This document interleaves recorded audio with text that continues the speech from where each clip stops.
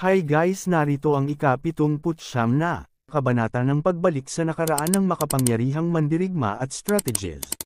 Tara at simulan na natin ang kwento. Ipinakita ang waterfall makulay itim na tubig. Maririnig ang pagkiskis ng metal sa bato. Ang ating bida ay gumuguhit ng pattern. Sino kaya ang naglagay ng lahat ng ito? Lumabas na ito sa kaalaman ng isang eksperto na antas alamat. Marahil isang profesional na rune master na antas alamat mula pa bago ang madilim na panahon ang nakagawa nito. Ginagamit ang isang komplikadong hanay ng mga rune para itago ang isang bagay. Hindi ba sila natatakot na hindi na nila ito makuha? Mas mabuting suriin ko ulit ang aking pangangatwiran. Ang 9 na offensive runes na ito ay hindi biro. Ang isang rune master na antas alamat ay mas kilala kaysa sa isang demon spiritualist na antas alamat. Para sa kanila na maglagay ng napakaraming pagsisikap dito, anong klaseng kayamanan ang nakatago sa likod ng mga silang runes na ito? Medyo excited na ako. Maririnig ang ingay ng paligid, sabay ihip ng hangin. Naglalaho, tagumpay. Ngayon ay 3 silang runes na lang ang natitira. Sino ba ang mag-aakala na sa mundong ito, bukod sa demonyong hayop na iyon, mayroong talagang isang tao na eksperto na nakarating sa Heavenly Destiny rank? Kung gayon, bakit natalo ang mga tao? Nawala na ang pattern sa lupa. 12 oras mamaya, tapos na. 3 runes pa na mas komplikado. Tingnan natin kung ano ang mangyayari sa susunod. Na-decrypt. Dahan-dahan nang nawawala ang pattern sa gilid ng bato. Ngumiti ang ating bida, pinagmamasdan ang nangyayari. Lumingon sa kaliwa, ganun din sa kanan.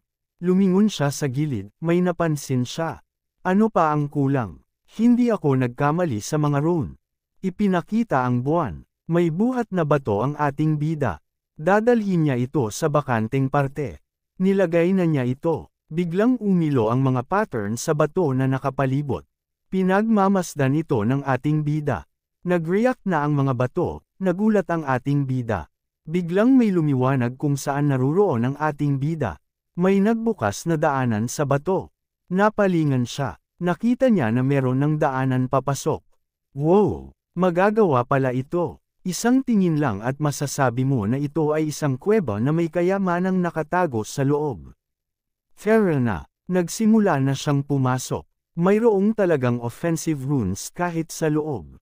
Talagang sobrang ingat nito. Pero na-decrypt ko na ang lahat ng nasa labas. Hindi ko man lang matrigger ang mga runes na ito na mas mahina kaysa sa kanila. Walang silbi, walang silbi. May nagliliwanag sa gilid. May ilaw. Nasa unahan lang. May nakita siya. Napakaliwanag. Habang nasisilaw siya, dir-diretso ang kanyang paglakad. May napansin na naman siya. Nasa unahan lang. Ipinakita ang malawak na lugar sa loob ng kuweba na may tubig sa gitna. Gumagalaw pa ang tubig dito. Talagang nagniningning ito ng mag-isa. Ang lugar na ito ay kakaiba. Teka, tiyak na walang ibang offensive rune dito. Suriin ko nga, wala nang ibang bitag dito. Pero may rune array. Ito ay isang barrier. Pinuprotektahan nito ang pinagmumulan ng spring water. Ito dapat ang tunay na itim na bukal. Ang tunay na kayamanan ay nasa tubig. Ang itim na tubig na ito. Kahit na masira ko ang barrier, ayaw ko talagang bumaba doon. Suriin ko lang muna ang paligid. Tumalon siya sa mas mataas na bato. Hindi ako nakakakita ng ibang pasukan. May nakita siya sa malayo. Mukhang mayroong isang bagay sa kabilang panig. Kailangan kong libutin para makarating doon. Habang may mga pumapatak na tubig sa ibabaw ng kuweba, tumalon ulit ang ating bida. Nagmasid-masid siya sa paligid. Walang panganib. Tumalon siya pababa. Sige, tingnan ko nga. Ito ay 6 na bangkay. Ilang taon na kaya sila namatay? Halos naglaho na ang kanilang mga kalansay. Kahit na ganoon, mayroong alon ng enerhiya na nagmumula sa kanilang mga bangkay. Sila ay mga eksperto na nasa pinakamataas na antas noong nabubuhay pa sila. Ang kapangyarihang ito ay parang soul energy pero medyo kakaiba. May hinawakan siya sa mga kalansay. Armas na antas alamat. Tumingin siya sa paligid. Batay sa mga rune, ang mga armas at armor na ito ay lahat antas alamat. Kahit na medyo nasira na ang mga ito, marami pa rin ang magagamit kapag naayos na ng kaunti. Walang palatandaan ng labanan, o anumang bitag. Namatay ba sila rito ng mag-isa? Tinignan niya ang mga kalansay. May kinukuha siya sa mga kalansay. Kahit na medyo masama ang pakiramdam ko na kumuha ng mga gamit mula sa mga patay. Sige na, hindi ba ako namatay ng minsan? Talagang sayang kung mabulok lang ang mga kayamanang ito rito. Kukunin ko na lang silang lahat. Patuloy siya sa paghahanap ng mapapakinabangan. May napansin siya, malapit sa bungo, tama, ang kanilang spatial rings. Ang 6 na singsing ay nasa magandang kondisyon pa rin. Mga eksperto na hindi bababa sa antas alamat. Ano kaya ang nasa loob ng kanilang mga singsing? Umilo ang 2 space ring. Tulad ng inaasahan mula sa spatial rings ng mga eksperto na antas alamat. Ang espasyo sa loob ng bawat isa ay napakalaki. Pero ang mga bagay sa loob ay halos naglaho na lahat. May lumabas na isang bagay. Isang soul crystal. Para malagas ito ng ganoon ay tiyak na ilang siglo na ang nakalipas. At isa pa, ang daloy ng oras sa loob ng isang spatial ring ay mas mabagal kaysa sa totoong mundo. Kung ilang siglo itong nasa loob ng spatial ring, iyon ay daan-daang siglo sa totoong mundo. Ang lahat ng mga bangkay na ito ay mga tao mula sa ilang daang siglo na ang nakalipas. Ano pa ang nasa loob ng mga singsing? Ang mga armas at armor na naiwan sa labas ay hindi lubos na nasira, kaya maaaring mayroon pang mas maayos na nasa loob. May nilabas na naman ang ating bida. Wind Spirit Battle Armor, manipis na parang pakpak ng tipaklong at malayang lumalawak at kumukontrata. Pero mayroon ding kapangyarihan sa pagtatanggol na antas alamat. Maaari pa nga nitong bawasan ang kapangyarihan ng isang palm strike mula sa isang tao na nasa pinakamataas na antas ng antas alamat ng 70%. Ang armor na ito lang ay sapat na para sulit ang paglalakbay dito. Napakaganda. Matapos na mailagay sa singsing sa loob ng daan-daang siglo, hindi ito nasira. Nakakuha ako ng isa pang kayamanan na makakapagligtas ng aking buhay sa mga kritikal na sandali. Nagsuot na ulit siya ng kanyang damit. Matapos na maglakad-lakad ng ilang beses, mukhang wala ng ibang kapansin-pansin na naiwan. Patuloy na naglakad ang ating bida. Sige na, oras na para tingnan kung ano ang nasa itim na bukal. Mukhang mayroong isang uri ng turbulent energy sa loob. Kung makakapagkultiba ako sa mga kondisyong ito, maaari kong masira ang aking limitasyon at maabot ang black gold ramp. Dapat kong bilisan ang pagtingin sa paligid. Ang mga runes na ito ay dapat na mayroong ilang uri ng loophole o kahinaan. Ang array na ito ay dapat na itinayo ng ilang mga taong namatay dito. Ang barrier ay maaaring pumihil sa enerhiya sa loob na masyadong lumabas. Ang mga runes na ito ay hindi ako mapapahinto. May napansin ang ating bida. Tiningnan niya ito. Isang lumulutang na apoy. Ito ay isang kaluluwa. Sino kaya siya? Para iwanan ang isang piraso ng kanyang sariling kaluluwa dito. Mukhang ang lakas ng kanyang orihinal na katawan ay lumampas na sa antas alamat.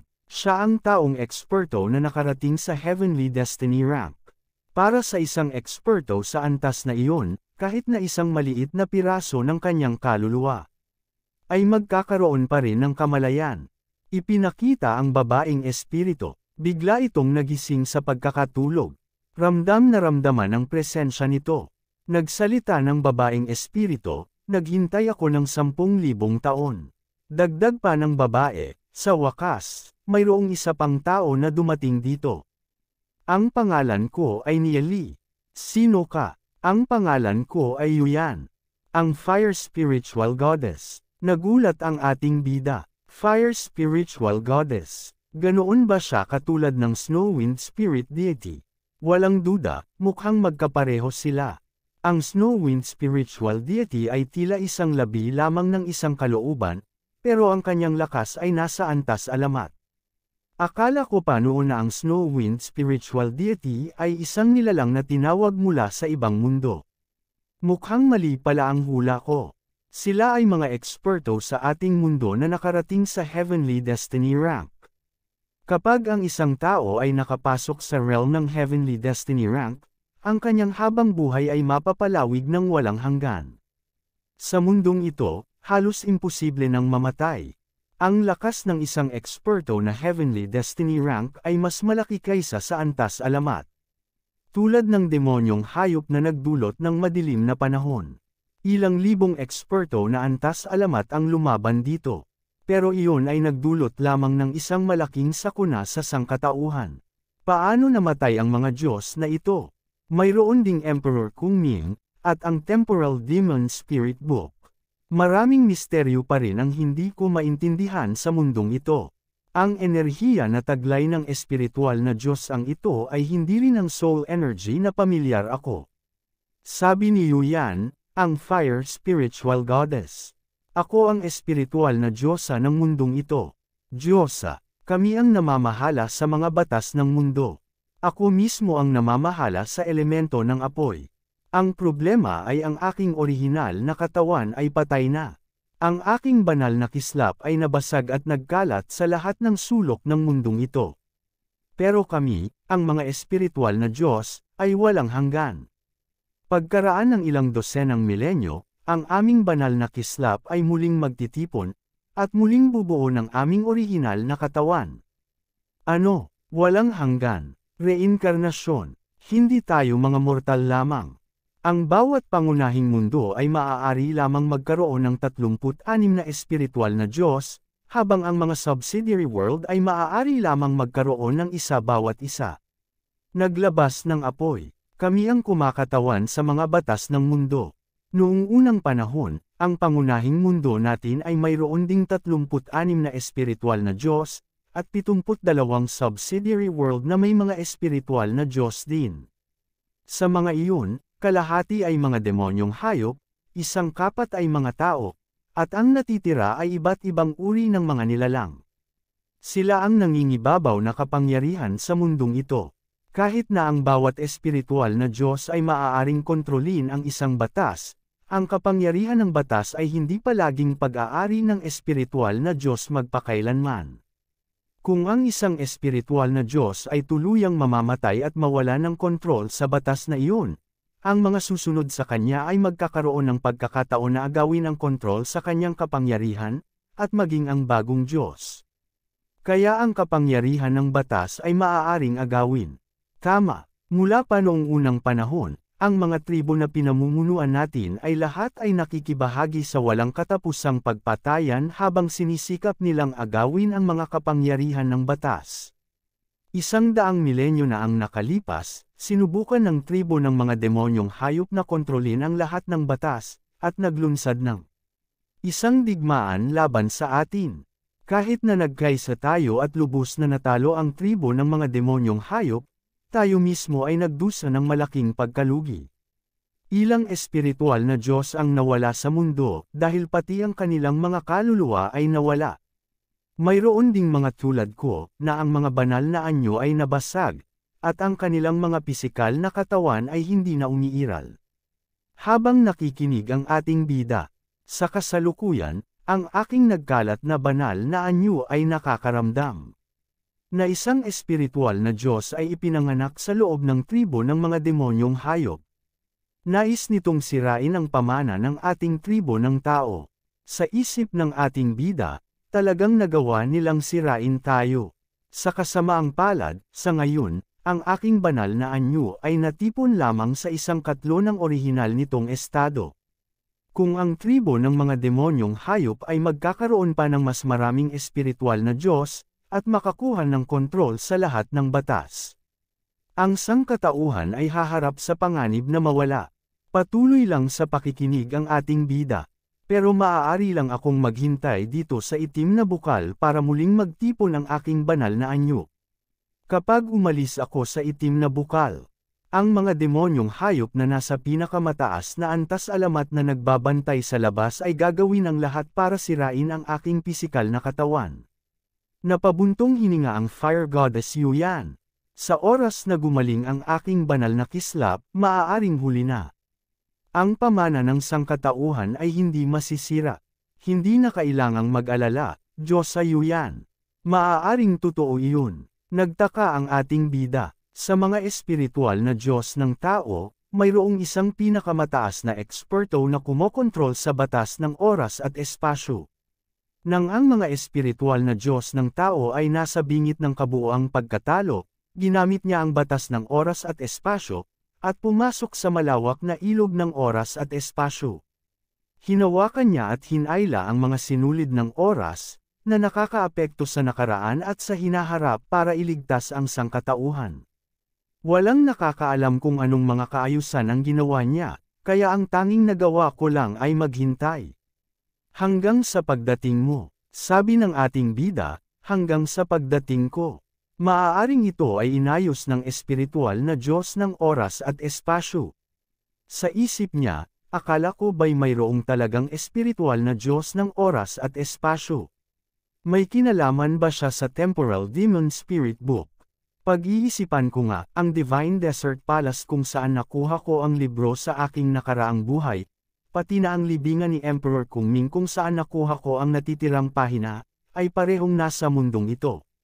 Sa aking nakaraang buhay, kahit nalampas na ako sa Heavenly Destiny rank, at nakarating sa ibang mga realm, hindi ko pa rin lubos na naiintindihan ang mundong ito. Mga espiritual na Diyos at mga batas. Napakakuryoso ko, anong iba pang mga lihim ang nasa mundong ito. Tingnan ko ng mabuti, sabi ng ating bida, kung ganoon, ano ang dapat kong gawin? Ano ang magagawa mo? Sa isip ng Fire Goddess Yuyan, ang batang ito. Sabi ni Fire Goddess Yuyan, tuturuan kita ng kapangyarihan ng batas. Oh, talaga bang hindi ka man lang nagulat nang marinig iyon? Sabi ng ating bida, medyo mabagal lang ako mag-isip. Sa totoo lang, kahit gaano kalakas ang kapangyarihan ng batas, sapat lang iyon para makarating sila sa Heavenly Destiny rank. Walang paraan na kasing lakas ito ng aking Heavenly God Technique. Sige na, ituturo ko sa iyo ang kapangyarihan ng batas. Tungkol naman sa kung gaano mo ito mauunawaan at kung gaano kataas ang maaabot mo, nakasalalay iyon sa iyo. Sa 27 espiritual na Diyos ng ating tribo ng tao, 6 na ang tuluyang nawala. Kaya, kung mauunawaan mo ang mga batas ng 6 na, iyon ang pinakaangkop at pinakamadaling paraan. Oh, anong mga batas ang mga iyon? Alin ang pinakamalakas? Turuan mo ako. Natigilan siya. Mas malakas ang batas, mas mahirap itong matutunan. At isa pa, isang batas lang ang maaaring kultibahin ng bawat tao. Huwag kang maging sakam at kumain ng higit sa kaya mo. Ang pinakamagandang paraan ay ang kultibahin ang batas na pinakaangkop sa iyo. Kung ganoon, alin ang pinakamalakas na batas? Natigilan siya. Ho, bata ka pa pala.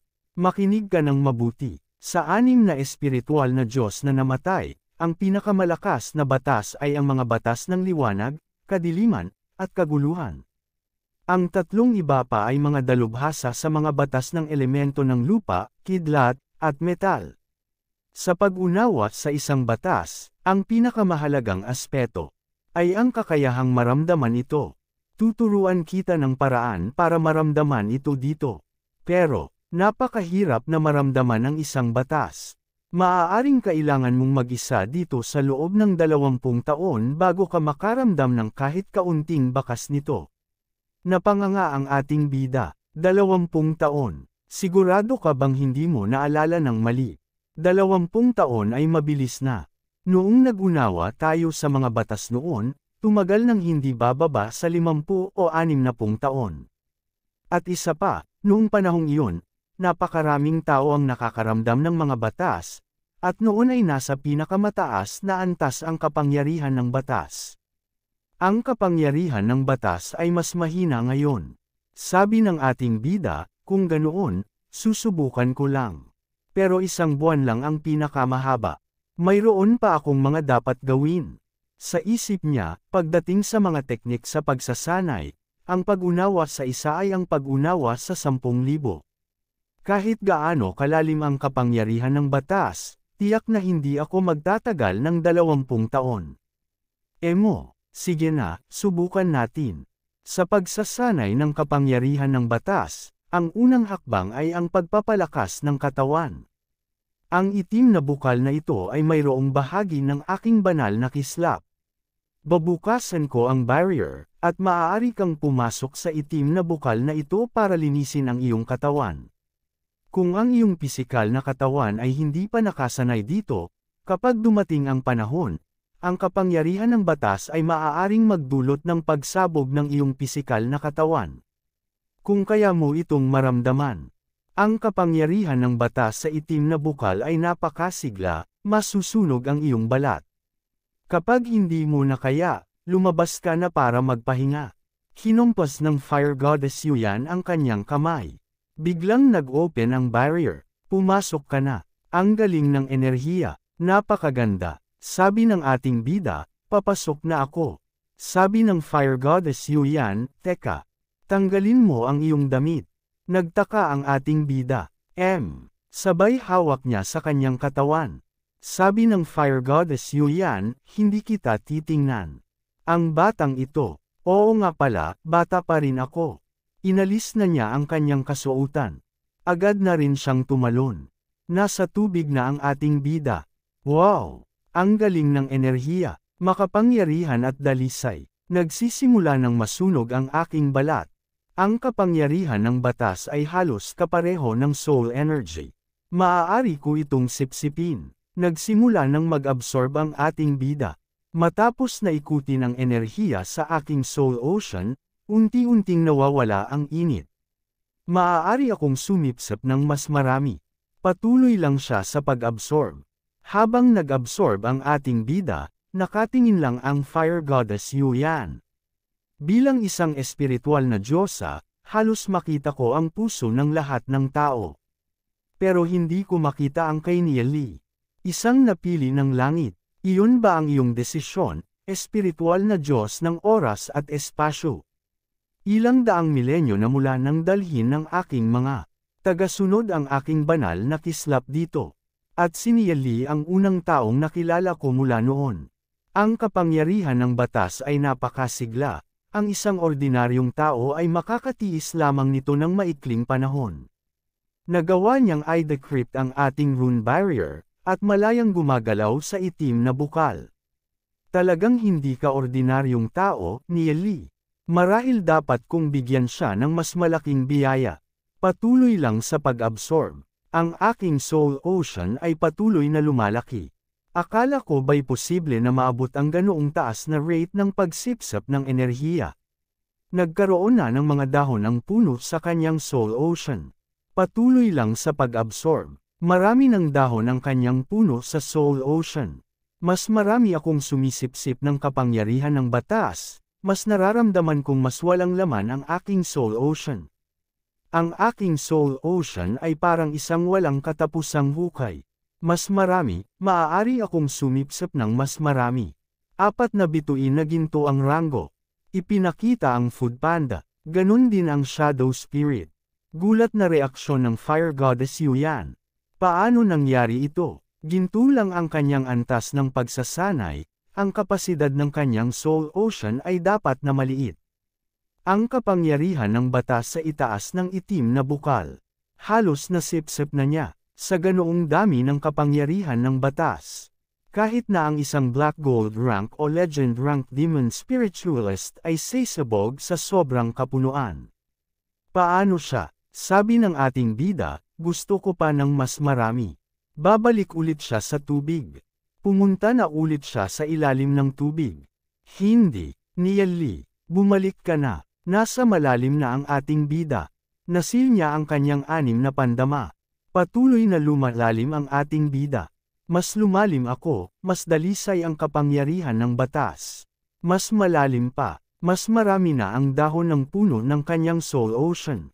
Ang aking soul ocean ay lumaki ulit. Mas malalim pa. Mayroong liwanag na nagmumula sa ilalim ng lawa. Iyon ba ang Ang puno ng ubas sa aking soul ocean ang patuloy na sumisipsip ng kapangyarihan ng batas sa bawat pagkakataon. At ang paglaki ng puno ng ubas ay nagpapalakas pa ng aking soul ocean. Ngayon, pinakita ang spirit ng Food Panda. Ganon din ang shadow spirit. 5 bituin na ginto ang rango. Okay, may maliwanag sa kanyang harapan. Bakit mayroong liwanag sa kalaliman ng pool na ito? Maaaring mayroong kayamanan sa ilalim. Napakainit. May nagpapakulo ba ng tubig dito? Ang galing ng flame energy. Kailangan kong gamitin ang kapangyarihan ng batas para protektahan ang aking mga mata. Tingnan ko nga, ano ba ang nasa doon? Isang bola. Lumapit pa ang ating bida. Iyon lang ba? Pinagmasdan niya itong mabuti. Nagulat siya sa kanyang nakita. Kaya pala, ang bolang ito ng liwanag ay ang banal na kislap ng Fire Spiritual Goddess. Ang maliit na katawan na ito ay ang pisikal na anyo na muling binubuo ng banal na kislap. Kagiliw-giliw, ang banal na kislap na ito ay talagang magagamit ang kapangyarihan ng batas para mag-gestate ng isang pisikal na katawan. Iba ito sa nangyari noong ginamit ko ang kapangyarihan ng Heavenly Way sa aking nakaraang buhay para muling buuin ang isang pisikal na katawan mula sa mga panlabas na bagay. Mainit. Ang kapangyarihan ng batas na nasa banal na kislap na ito ay napakalakas na halos kumukulo na ang aking katawan. May naramdaman ang ating bida. Nag-react ang puno sa kanyang soul ocean. Ramdam tanong kanyang buong katawan. Nasipsip na ng puno ng ubas ang lahat ng enerhiya, at nawala na ang init. Ang pisikal na katawan ng isang espiritual na Diyos. Kung kaya kong pag-aralan ang komposisyon nito, tiyak na makakatulong ito sa aking pagsasanay. Dahil si Milady Diyosa ay nanirahan na ng daan-daang milenyo, ang ganitong bagay, hindi dapat na ikagalit niya. Ano ang sinusubukan niyang gawin? Ang aking banal na aura ay walang epekto sa kanya, madali siyang nakalapit sa aking banal na kislap. Kung iniisip niyang labagin ang aking katawan o kainin ang aking banal na kislap, magiging problema iyon. Ano ba ang structure ng banal na kislap na ito? Sinusubukan hawakan ng ating bida. Kumukulo ang tubig. Magkaiba ba ang banal na katawan ng isang espiritual na Diyos sa isang ordinaryong mortal? Napakasama. Ang isang mortal ay naglakas loob na hawakan ang aking pisikal na katawan. Nahawakan na niya. Dinampi niyo ito pababa. Hindi ba ito ang pisikal na katawan ng isang ordinaryong tao? Ramdam ito ng Fire Goddess Yuyan. Ang enerhiya sa loob ng kanyang katawan ay talagang napakalakas at malalim. Ang aking kaluluwa ay talagang nanginginig bilang tugon dito.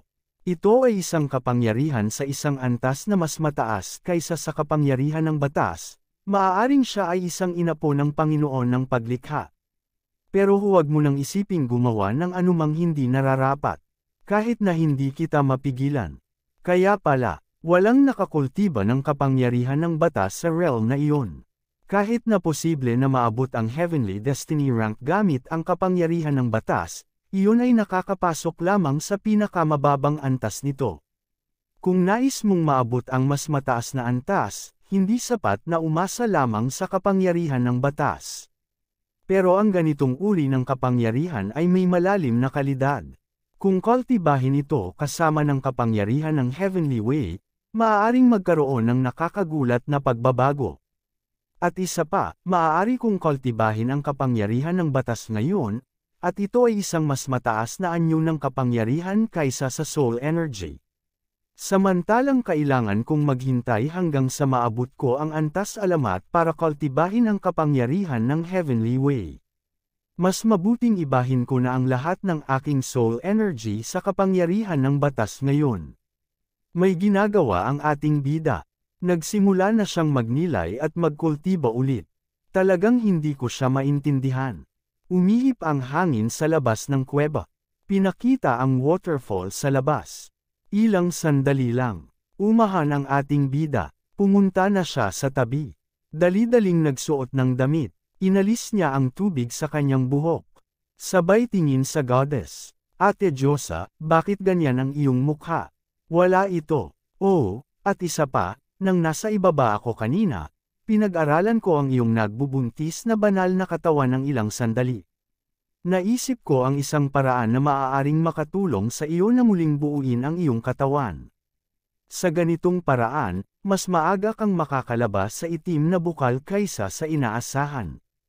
Isang bata ay nagpapahayag na kaya niyang muling buuin ang katawan ng isang espiritual na Diyos. Talagang kaya ko, bilasan mo na ang pagsasanay. Huwag na lang. Kukwestiyonin ko ulit siya kapag may oras mamaya.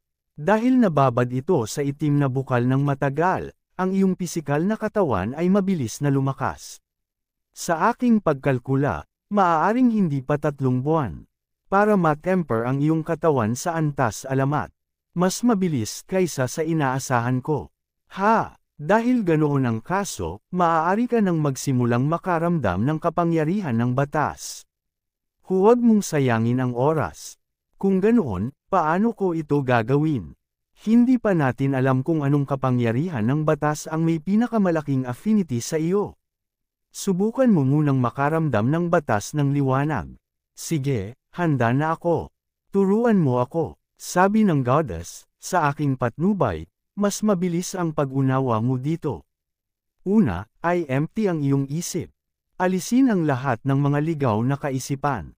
Ang mga batas ay nasa lahat ng bagay sa pagitan ng langit at lupa. Ang mga ito ay isang napakasiglang anyo ng pag-iral, kakailanganin mong mag-concentrate para maramdaman ang mga ito. Isipin na ikaw ay nalilibing sa kadiliman, walang tunog na maririnig. Sa loob ng walang katapusang kadiliman, mayroong isang maliit na tuldok ng liwanag. Nagbibigay ito sa iyo ng kaunting init. Nag-react agad ang katawan ng ating bida. Ang pag-unawa sa isang batas ay isang napakahirap na proseso. Kailangan ng mga dekada ng panahon na ginugol sa pag-empty ng sarili, para gawing kasing dalisay ng langit at lupa ang sariling estado ng isip. Doon lang mararamdaman ng kapangyarihan ng batas ang iyong banal na puso, at tatanggapin ka.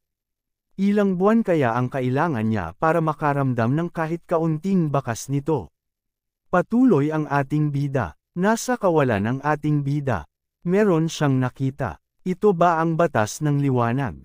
Ang init. Naging 6 ito. Biglang dumami bigla. Teka, masyadong mainit. Habang damadami ay lumalaki ito. Hindi na kaya ng ating bida ang init. Bigla siyang napatalon. Nagtaka ang goddess. Diretso ang ating bida sa tubig.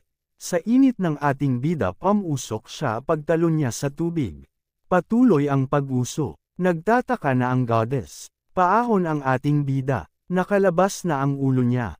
Ate Diyosa, nagkamali ka ba sa pagtuturo sa akin? Imposible. Ganoon tayong lahat nagkultiba. Sige na. Sinabi mo na gusto mong makaramdam ako ng mga hibla ng liwanag sa loob ng kadiliman. Tama. Paano ang mga hibla ng liwanag na iyon? Parang araw na iyon. Halos mabulag ako. Ano pa ang init? Tingnan mo, nag-apoy pa ako. Ang pagsasanay ng kapangyarihan ng batas mo ay talagang masyadong mapanganib. Pero kahit na ganoon, ang aking pag-unawa sa kapangyarihan ng batas ay naging mas malalim. Iyon, sa isip ng goddess, para sa mga tao na makaramdam ng kahit kaunting bakas ng mga batas ay tumatagal ng mga dekada. Pero hindi lang niya naramdaman ang batas ng liwanag, kundi naramdaman niya ito na parang araw. Sinasabi ng alamat na kapag nakarating na sa pinakamataas na antas ang espiritual na Diyos ng liwanag, ay nakontrol niya ang isang kapangyarihan na katulad ng araw.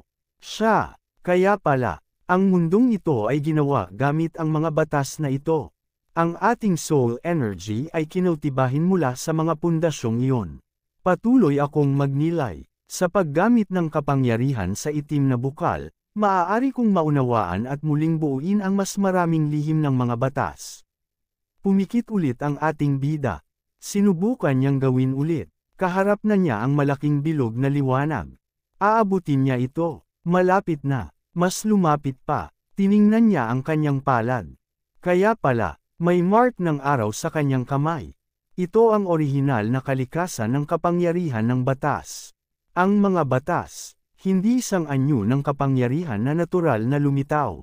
Mayroong isang makapangyarihang nilalang na naglagay ng mahiwagang mga rune sa buong mundo, at sa gayon ay itinatag ang iba't ibang mga batas na nagpapahintulot sa mundo na patuloy na gumana.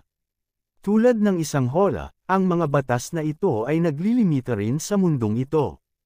Kaya, dito, para masira ang antas alamat, kailangan mong kultibahin ang kapangyarihan ng batas. Samantalang, sa pagkakataon, nagawa kong kultibahin ang teknik na nasa Temporal Demon Spirit Book, at sa gayon ay nagawa kong masira ang mga limitasyong iyon, at pumasok sa ibang realm. Nakakultiba na ako ng mas mataas na anyo ng kapangyarihan mula sa ibang mga realm, kaya madali na para sa akin na i-dissect ang kapangyarihan ng batas. Sa isip ng goddess, paano niya nagagawa na magsulat ng mga rune ng liwanag? Laking gulat niya, sa maikling panahong ito, naunawaan na niya ang batas ng liwanag. Hindi ka panipaniwala, sabi ng ating bida, ang kapangyarihang ito ay kagiliw-giliw din. Sa huli, mga rune lang sila, kahit na ang naglagay sa kanila ay maaaring mas malakas kaysa sa akin sa aking nakaraang buhay. Kung saan may liwanag, may kadiliman. Gagamitin ko ang nalaman ko para makahanap ng paraan para muling buuin ang batas ng kadiliman. Sumisikat ang araw. Ito, imposible. Nilabas ng ating bida ang kanyang shadow at ang bagong sun ability. Kakaiba, ano kaya ang layunin ng eksperto na iyon sa paglikha ng mga batas na ito? Ang pagkultibo ng kapangyarihan ng batas ay talagang nagpapahintulot sa isang tao na masira ang antas alamat at maabot ang heavenly destiny rank, pero ang ganitong uri ng kapangyarihan ay lubos na nagsil sa mundong ito. Para sa lahat ng mga practitioner sa mundong ito, kahit na masira nila ang antas alamat at maabot ang pinakamataas na antas, limitado pa rin sila ng sistema ng mga batas, at hindi nila kayang lampasan ang mga limitasyon ng mga batas at pumunta sa ibang realm. Makikita ang dalawang ability ng ating bida. Oh well, walang silbi ang pag-iisip ng mga ganoong bagay. Sa isip ng goddess, walang nakakakuha ng dalawang kapangyarihan ng batas. At isa pa, mula sa pagsisimula ng pag-aaral na makaramdam ng batas hanggang sa pag-unawa nito. Tumagal lang siya ng ilang oras. Anong klaseng nilalang siya? Ate Diyosa, ayos ka lang ba? Wala ito. Wala. Sige, magpapatuloy na ako sa pagsasanay. Ipinakita ang labas ng kuweba. Tianian tribe. Ano ba ito? Bakit kayo lang ang nakalabas? Kung mamatay ang binata sa itim na bukal, at malaman ito ng kanilang city lord. Hindi namatay ang binata. Nagawa niyang gawin ito at ito. At pati na rin iyon at iyon. Oh, nagawa pa niyang in-neutralize ang swamp gas. Mukhang handa siya. Pinilit niya rin akong gumawa ng lubad na ilang dosenang libong talampakan ang haba, at tumawid sa swamp. Maaaring iniisip niyang bumaba sa ilalim ng itim na bukal. Sabi ng kalbong young master, hindi ba siya tiyak na mamamatay? Sabi ng patriarka, sana ang kabutihan ng binata ay magdulot sa kanya ng proteksyon ng langit. Bumalik sa kuweba, sa isip ng goddess, higit sa 20 araw na. Ang kanyang pisikal na katawan ay nakarating na sa black gold rank. Binuksan na niya ang kanyang mata. Sabay hinga ng malalim. Sa isip niya, kung patuloy kong gagamitin ang kapangyarihan ng mga batas para linisin ang aking katawan, maaari kong maabot ang aking katawan sa antas alamat. Sabay tikom niya sa kanyang kamao. Sa isang malakas na katawan, hindi na kailangang mag-alala tungkol sa pagkawala ng buhay. Umiling. Sa isip ng goddess, hindi pa man isang buwan, pero ang kanyang pag-unawa sa mga batas ay mas malalim kaysa sa akin. Hindi ko na siya mapagdudahan. Nieli, anong paraan ang gagamitin mo para sa pag-reconstruct na sinabi mo? Sabay tingin ng ating bida. Haha, sa wakas ay naniniwala ka sa akin. Sabihin ng ating bida, ang structure ng kapangyarihan ng batas ay talagang mga rune lang. Ang pag-unawa sa isang batas ay katumbas ng pag-unawa sa isang sistema ng mga rune. Pinakita niya ang marka sa kanyang palad. Ang iyong banal na kislap na nabasag. Halos kapareho ito ng pagkagambala sa logical flow ng mga rune. Kailangan ko lang na muling buuin ang logic ng mga rune, at ang iyong banal na katawan ay unti-unting magiging mas malakas. Ang kapangyarihan ng batas ng apoy sa pagitan ng langit at lupa ay muling babalik sa iyong banal na katawan. Kaya ang mga batas ay talagang mga rune. Sa anumang paraan, basta alam mo na kaya kung muling buuin ang iyong katawan, sapat na iyon. Nag-iisip ang goddess. Kung ganoon, ang sinasabi mo, ay ilalagay mo ang mga rune sa aking katawan. Tama, ngunit, kahit na ang low energy ay automatikong dadaloy sa iyo kapag tapos na iyon, ang area of effect ay limitado. Kung patuloy kang mananatili sa itim na bukal na ito, kapag naubos na ang kapangyarihan ng batas, ang bilis ng pag-reconstruct ng iyong banal na katawan ay magiging napakabagal. Kung kaya mong gumalaw sa mundo, naniniwala akong mas mabilis ang pag-reconstruct ng iyong katawan. Pero kapag umalis ako sa itim na bukal, matutuklasan ako ng mga demonyong hayop na antas alamat sa ibaba. Sa aking kasalukuyang antas ng lakas, walang paraan para makipaglaban ako sa kanila. Kahit na bumalik ang aking kaluluwa sa aking katawan, nasa antas alamat lang ako. Kung pinag-uusapan natin ang pag-alis sa itim na bukal, hindi naman parang walang paraan para gawin iyon. Oh, may paraan ka. Ngayon, kaya kung gamitin ang kapangyarihan ng batas. Maaari akong maglagay ng rune array na ginagaya ang iyong aura. Kailangan ko lang natakpan ang tunay na aura ng iyong katawan, at tapos na tayo. Pero kailangan kong pahirapan ang Ate Diyosa na magtiis ng ilang sandali. Ayos lang. Sige na. Ang bagay na ito ay tungkol sa kaligtasan ng ating tribo ng tao. Kahit gaano karaming paghihirap ang kailangan kong tiisin, hindi iyon sulit na banggitin. Dagdag pa ng goddess, sige na. Palayain mo ako. Sabi ng ating bida, sige. Bababa na ako. Huminga. Bumalik ang ating bida sa ilalim. Habang nakatingin lang ang goddess, mabilis siyang lumalangoy palalim. Nakikita na niya agad ang liwanag. Nakalapit na agad siya sa bola ng liwanag. Tiningnan niya ang spirit ng goddess. Pumikit ang ating bida. Gagamitin niya ang bago niyang ability. Tinuro niya ng dalawang daliri. Nag-react agad ang goddess. Nilagyan niya ng pattern ang goddess. Dahan-dahan itong pumapalibot sa goddess. Huwag kang gumalaw ng ganyan. Ang awkward. Pinagmamasdan lang ng ating bida. Ang unang layer ng mga rune ay tapos na. Sige. Ang pangalawang layer naman. Umilo ang mga mata ng ating bida. May nangyari. Sa alaala ng goddess, may lumilipad sa kalangitan. Papunta ito sa mundo. Nag-aapoy ito. Dir-diretso ang paglipad nito. Bumagsak na ito sa lupa. Nabutas ang binagsakan nito habang may nakatingin na pusa. Sa kagubatan may umuusok. Nakita ito ng dalawang tao. Pinagmasdan nilang mabuti ang bumagsak. Nakita nilang isang bata. Bumalik sa tahanan ng dalawa. Dala-dala na nila ang bata. Ano ang itatawag natin sa kanya? Bumabagsak na pakpak ng apoy, tatawagan natin siyang Yuyan. Lil, Yuyan, lumaki ka ng mabilis. Makikita ang mabilis na laki ng goddess. Bumalik sa realidad. Nagulat ang ating bida. Ito ay ang mga alaala ni Yuyan. Talagang bumaba siya sa langit para makarating sa mundong ito. Talagang lampas sa aking kaalaman.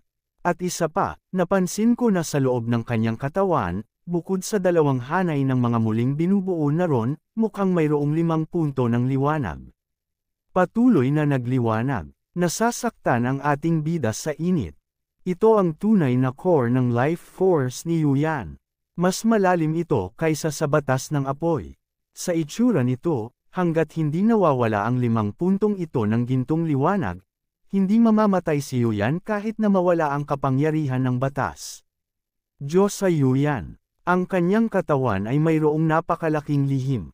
Maaari kong tingnan ito sa susunod. Dapat kong tulungan siyang ayusin ang kanyang banal na katawan.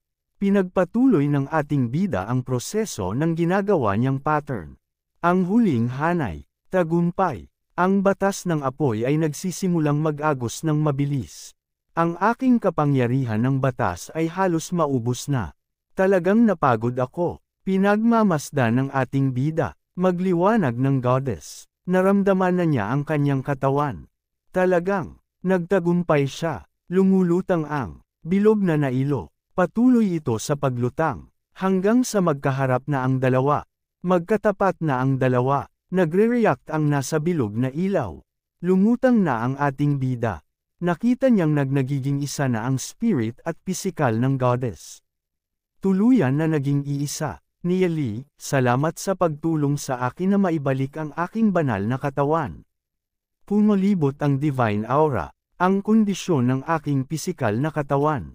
Mas mahusay kaysa sa inaasahan ko. Tumalon na ang ating iba sa lupa. Walang problema, napakatulog. Naubos ang aking enerhiya. Nakatingin lang ang goddess. Sabi ng goddess, may utang na loob ako sa iyo. Sabi ng fire goddess Yuyan, kung may kailangan kang tulong sa hinaharap, sabihin mo lang. Masyadong magalang si Ate Diyosa. Mga mortal lang tayo, magkaroon ng isang espiritual na Diyosa bilang bakang. Magagawa ko na ang lahat ng gusto ko mula ngayon. Nakikinig lang ang goddess. Sabay ngumiti ito. Sabi ng fire goddess Yuyan, parang kailangan mo pa ng bakang. Ako ang kailangan pang umasa sa iyo. Sige na, ano ang gagawin natin sa susunod? Ang batas ng apoy sa paligid ay halos nasipsip na ng akin. Ang aking banal na katawan ay malayang makagalaw na rin. Oras na para umalis tayo. Kung gusto nating umalis sa lugar na ito, kailangan kong pahirapan ang Ate Diyosa na sundin ang aking mga tagubilin. Kung hindi, kung matuklasan ng mga demonyong hayop ang iyong aura, pareho tayong tapos. Naiintindihan ko, susunod kami sa iyong plano. Gagamitin ko ang batas ng kadiliman para magsulat ng mga rune, at pagkatapos ay tatakpan ko ang iyong katawan ng mga ito. Sa ganitong paraan, maitago natin ang iyong aura. Para doon, kailangan kong pahirapan ang Diyosa dito na paliitin ang iyong katawan hanggat maaari, at itago sa aking manggas.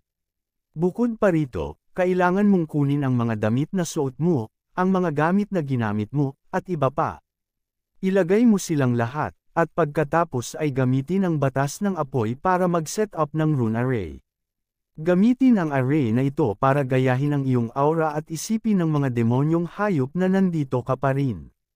Guguhit ako ng rune array pattern para sa iyo ngayon. Naiintindihan. Gagawin ko agad ang mga paghahanda.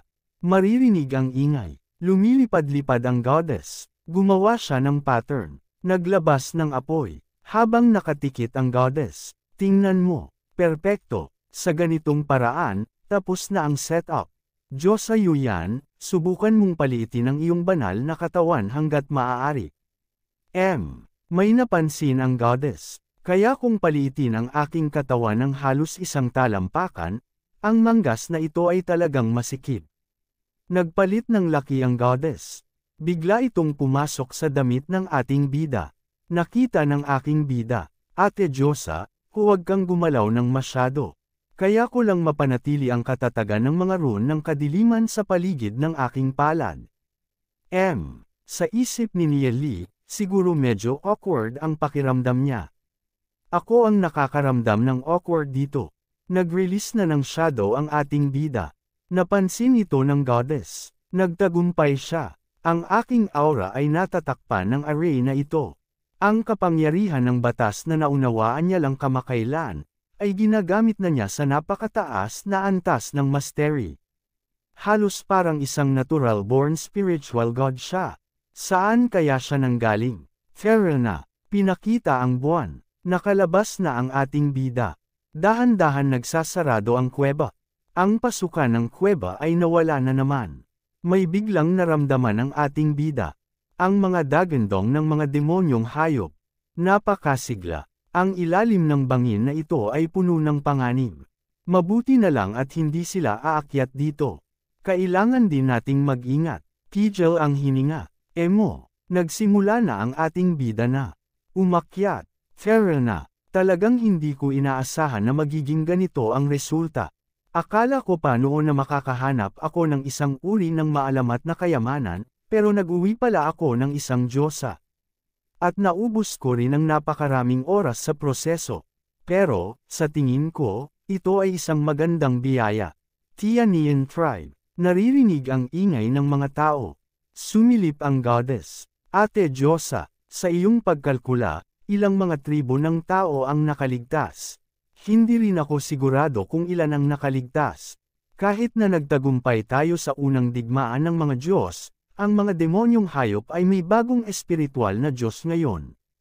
Oo, natalo ang sangkatauhan. At halos mapuksa. Noong isang pagkakataon, akala ko ang Glory City lang ang natitirang pamayanan ng tao. Sa ngayon, ang mga tao ay nasa posisyon ng kawalan ng kalamangan kumpara sa mga demonyong hayop, pero imposibleng mapuksa nila ang sangkatauhan ng tuluyan sa ngayon. Ilang espiritual na Diyos ang nagkaroon ng kanilang mga linya ng dugo na ipinamana. Nakakalat sila sa iba't ibang mga realm.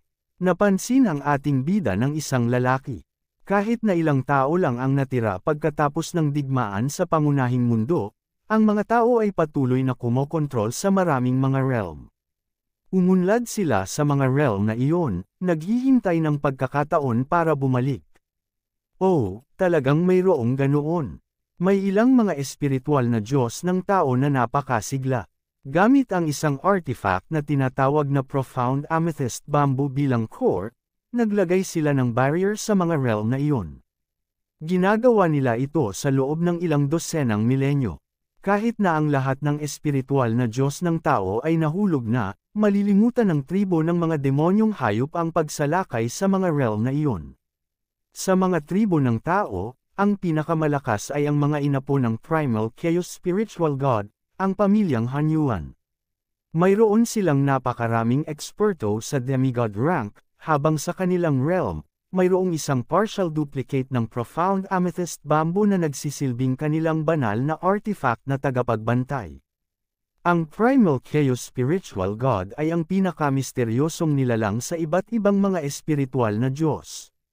Kahit na nakita ko mismo ang pagbasag ng kanyang banal na kislap, maaaring mayroon pa rin siyang paraan para muling mabuhay. Kung ganoon, maaari bang pumunta ang mga tao sa mga mundong iyon? Oo, kailangan lang nating maghanap ng mga Dre McCloud Stones. Dre McCloud Stones. Mula sa Dre McCloud World, ito ay isang independenteng at kumpletong realm na mahirap pasukan ng mga demonyong hayop. Doon, tag-init buong taon, at ang lupa ay mayaman at umuunlad. Medyo mas maliit lang ito kaysa sa pangunahing mundo. At isa pa, ang array na nagpapahintulot sa isang tao na gumamit ng Dre McCloud Stones para makapasok sa Dre McCloud World, ay isang alam lamang ng iilan sa atin na mga espiritual na Diyos. Kung ganoon, saan natin mahahanap ang mga Dre McCloud Stones? Para hadlangan at putulin ang komunikasyon sa pagitan ng Dre McCloud World at ng pangunahing mundo, ang mga espiritual na Diyos ng mga demonyong hayop ay nakakuha na ng karamihan sa mga Dre McCloud Stones. Marahil ilang mga guho ng tao lang ang may ilang piraso sa kanila. Bukod pa rito, mayroong isang lugar pa na may mga ito, at sapat na rin ang mga ito. Ang aking spatial ring. Kapag nahanap natin ito, makakapasok tayo sa Dre McCloud World. Spatial ring. Ang spatial ring ng isang espiritual na Diyos ay dapat na puno ng magagandang bagay. Bago masira ang aking banal na kislap, itinago ko ang aking spatial ring sa isang lugar na ilang dosenang libong milya mula rito. Sa isip ni Nia Lee, ilang dosenang libong milya. Hindi ko alam kung naroon pa rin ito ngayon. Medyo malayo. Ate Diyosa, pupunta tayo doon sa ibang pagkakataon kung may pagkakataon, pero medyo excited na ako, sa isip ni Nia Lee. Pagkatapos ng lahat, ito ay isang lugar na hindi ko napuntahan sa aking nakaraang buhay, o kahit na narinig. Hehe, mas mabuting umalis na tayo ng mabilis. Kung magtatagal pa tayo, maaari tayong magdulot ng panganib sa Tianian Tribe. Okay, simulan na nating bumaba sa bundok. Pinakita ng araw, may tumawag sa ating bida, binata ni Ellie. At dito nagtatapos ang kabanata. Maraming salamat po.